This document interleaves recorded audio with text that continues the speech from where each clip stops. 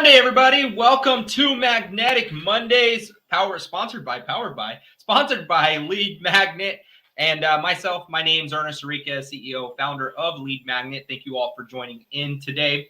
I want to start off today's Magnetic Monday just with a quick quote. And this quote by Robert Collier basically says, "The success is the sum of small efforts repeated day in and day out." I say this because all of the little actions and things that we do today will impact our outcome later on in our business, whether that's generating more leads, generating more closings, generating more relationships, whatever the case might be. This is going to help you by doing these kind of micro efforts or these small efforts and repeating them day in and day out. They're going to help you in the long run. So without further ado, hopefully that lights a little bit of fire up under you and gets you up and rolling. But let's talk about today's Magnetic Monday, and this should say Magnetic Monday. We're going to have a sheet here at the end of today's session that's going to basically be available to all of you. So if you're watching this on Facebook or YouTube, go ahead and look in the description. There's a link. Go ahead and download your marketing playlist, which is going to help you outline building an effective lead magnet strategy. And we're going to talk about some of those strategies today. But I first want to dive into what's going on in the world of real estate. This one is written by Forbes magazine, and this basically talk about some of the predictions that a lot of these analysts and some of these market specialists are predicting, and basically see what's going on. But some just kind of snippets that have taken away from this article talk about housing inventory outlook for June 2023. This year so far, 46% are below the historical average, or we're at an inventory rate of 46% below the historical average dating back to 1999. So this means that there is, in fact, still a housing shortage. And in fact, about 85% of current homeowners are sitting on mortgage rates below 6%. So applaud to all you real estate agents out there. You've done it. You've successfully made a huge impact on the real estate market, directly and indirectly, whether that was, giving advice to homeowners to refinance while rates were below that 6% mark, or getting homeowners into homes or buyers into homes while rates were below that 6%. But where this article goes with kind of what's happening in the real estate market right now is that we still have a historic shortage, right? In fact, there's about a 2.9 months supply of housing inventory currently. So that means that if 100% of the market were to sell today, we would only last about the next 3 months, or 2.9 months as they would put it. But essentially, the housing shortage is what's really driving demand, and they're anticipating home values to continue to rise. You can see here 4.3% in Q1 of 2023 compared to Q1 of 2022, which is culminating the index reaching a high of 398 in March.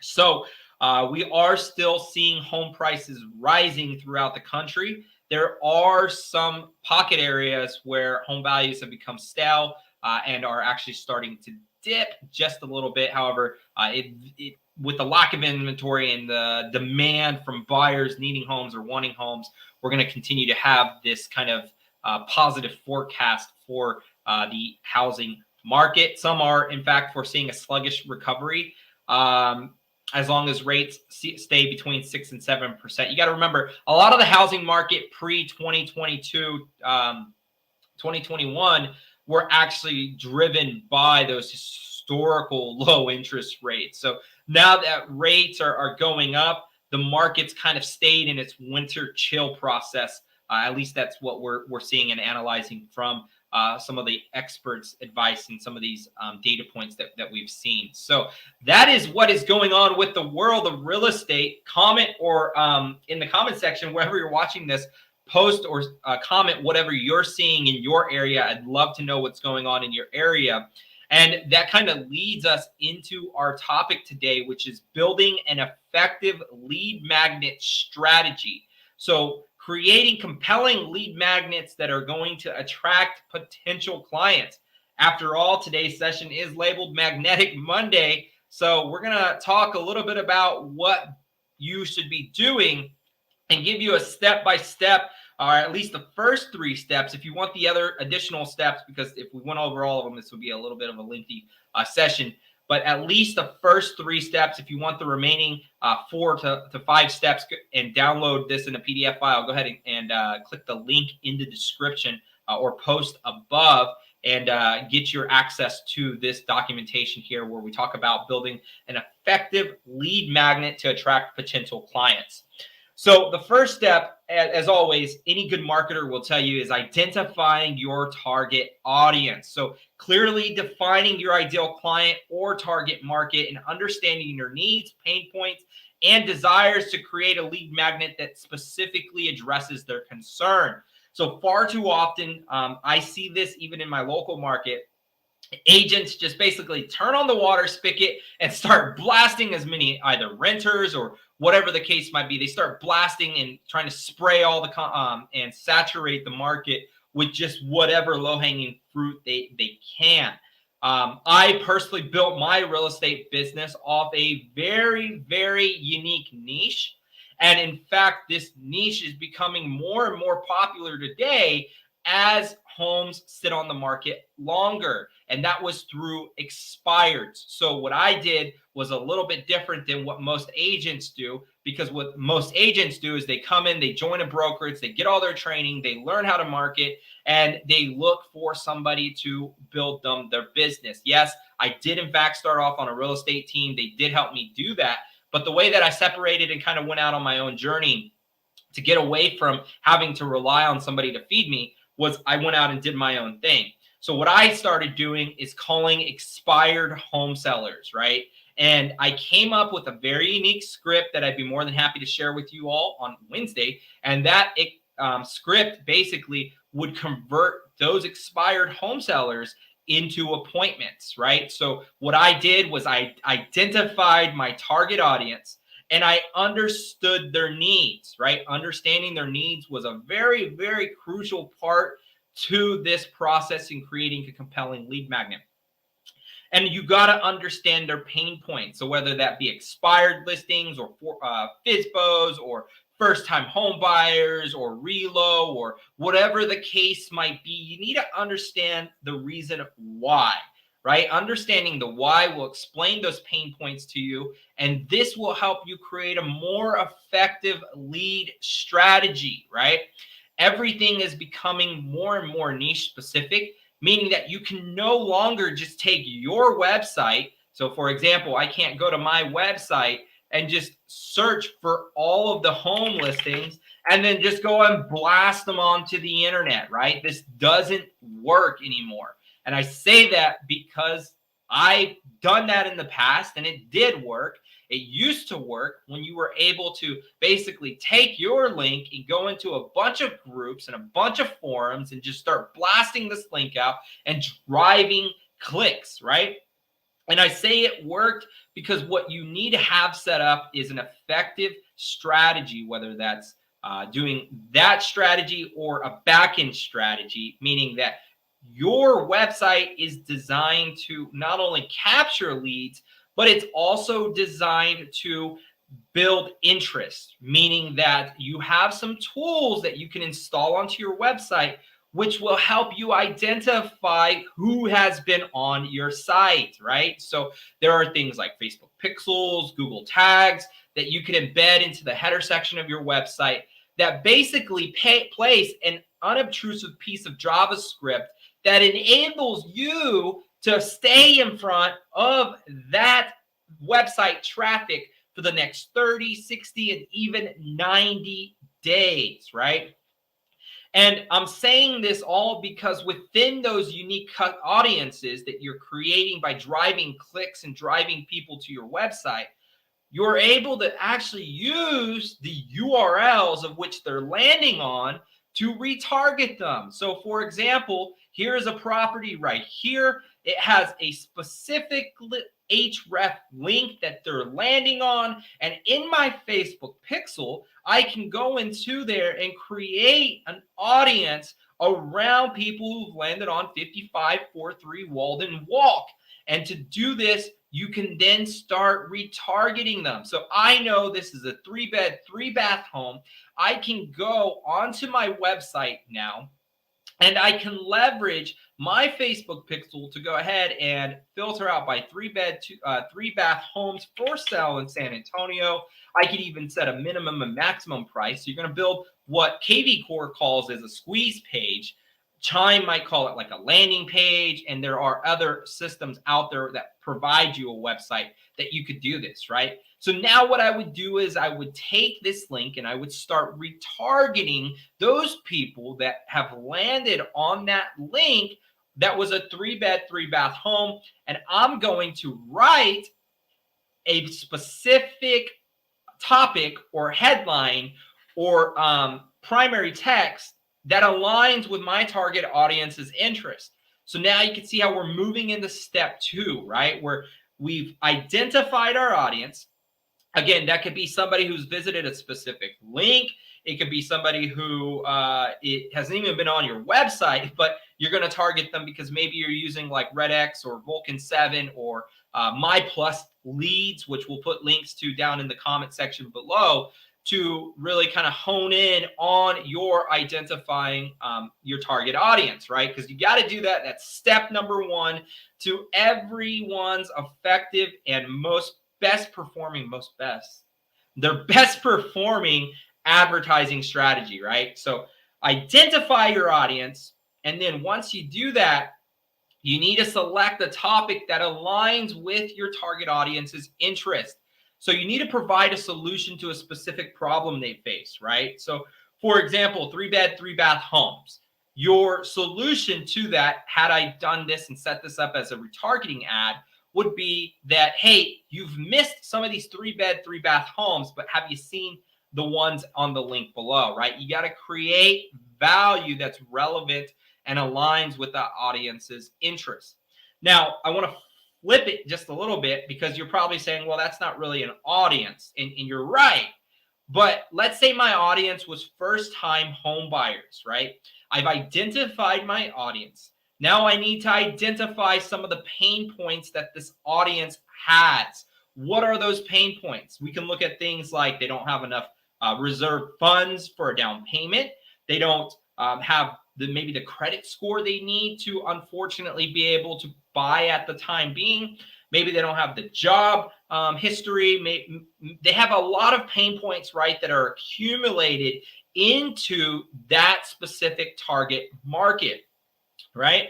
So now let's say I'm going to pull one of those pain points out, and I'm going to use the first pain point, PP, the pain point that I identified, which was maybe they don't have the cash reserves in order to support or commit to a down payment, right? So now that we have that pain point, what are some topics that we could talk to about or to that first-time home buyer about, right? And we look at things like down payment assistance. We look at some of these strategies that a lot of you have probably used out there to get people into homes, right? So now we're going to start aligning our topic with our target audience's interest, and we're going to provide that solution to a specific problem they face. So to do this, you can leverage tools like Breakthrough Broker. You can leverage ChatGPT and create like a formalized document that is a step-by-step playbook in order to achieving home ownership. And we're going to go and we're going to start determining like the format, right? So now you can kind of see that I was mentioning, let's give them an outline. Let's give them a playbook. Let's give them a video, whatever the case might be. You're going to determine that format that's going to basically align to their topics. So you're going to offer things like download your free first-time homebuyer playlist, or download your free first-time homebuyer, or see if you qualify for down payment assistance. Excuse me. See if you qualify for down payment assistance, and you're going to leverage those formats to basically offer these lead magnets, right? So now that I've identified my audience, I've aligned my topic with their with the audience's interest, you're probably wondering, well, first-time home buyers is super specific, and I cannot advertise to first-time home buyers on Facebook, right? And you are absolutely correct, right? You cannot go into the interest and say, first-time home buyers, you can't do anything generalized by income or any of that. But what you can do is you could use a Facebook lead form to essentially qualify that lead. And what I mean by that is you can ask questions using conditional logic inside of Facebook that essentially drive that lead into that funnel or into that bucket. So I can take my ad and I can run like a check out all these homes for sale in San Antonio. And then through my form, I can strategically kind of funnel them out through a unique process. So maybe they've clicked on my ad, they've landed on that form, and the first question is I'm going to ask is, are you looking to buy, sell, or rent, right? Then I can leverage conditional logic to take them through a unique experience.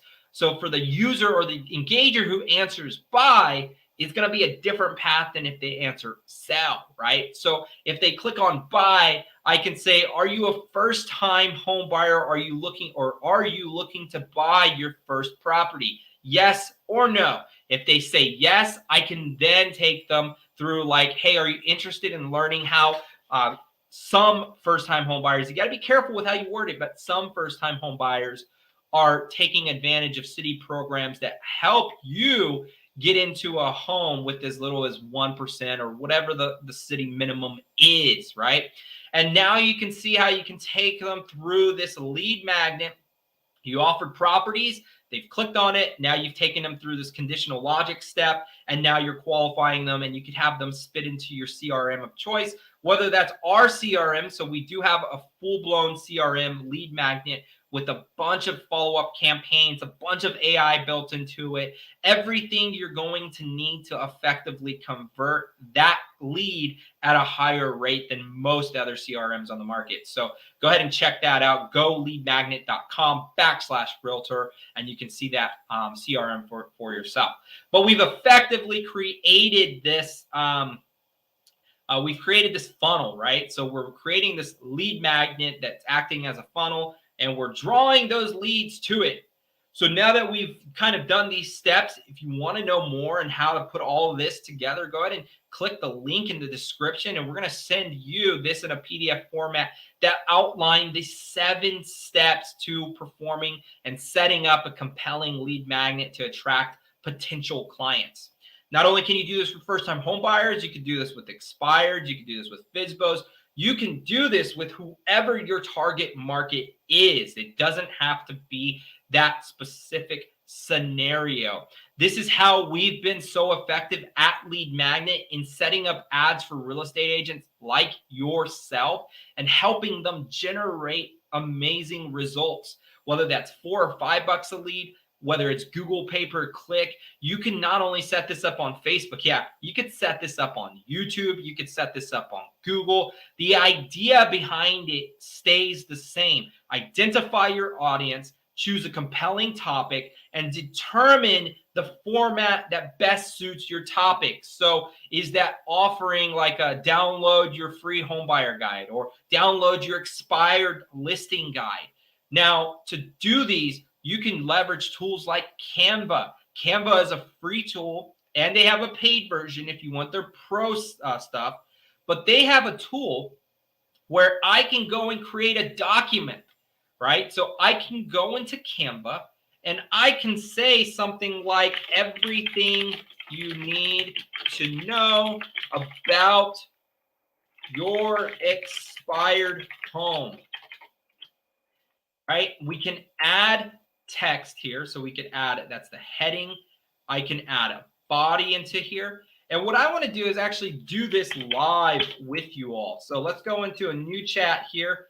And here we go. And we're going to say, write me a playlist for my document about how a home seller whose house failed to sell with the first agent can still achieve a successful home sell with me. And here's the key word: you want to draw them back to you, right? You don't want to just say, hey, here's a document that you should leverage to go and follow these scripts. You want it to have you in it, right, with me. And we're going to go ahead and put that into there. And then ChatGPT is going to spit stuff out, right? And a lot of you are probably like, no, and this is actually giving me a playlist. So maybe playlist isn't the right word. We could say, let's go back and re-edit this. So write me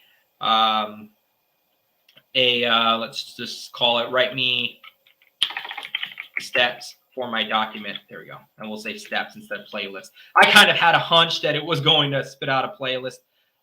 But you can go ahead and again, you can see how this is spitting stuff out for me. Always review this, right? AI is not 100% accurate, but you can go ahead and review this before you do this process, right? But I can basically go ahead and I have this document and I'm kind of jumping back and forth. Hopefully I'm not losing you, but I'm jumping back and forth. This is an expired kind of targeted option, right? So here we go. We'll just copy everything from under the introduction, copy that, head over back to Canva, and let's go ahead and paste this plain text. There we go.